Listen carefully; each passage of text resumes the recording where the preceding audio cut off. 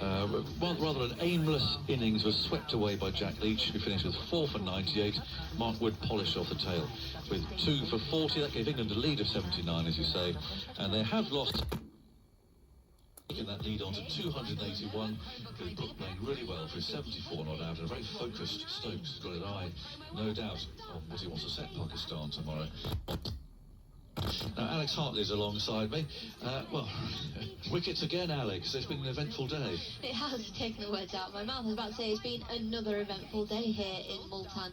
And I guess playing the brand of cricket that they are doing, it is going to be eventful, but, you know, that wicket of Babar Azam, and he was the only batter really that was putting any pressure. It sort of felt, well, they were just sitting around and waiting to get out. It was a really bizarre innings.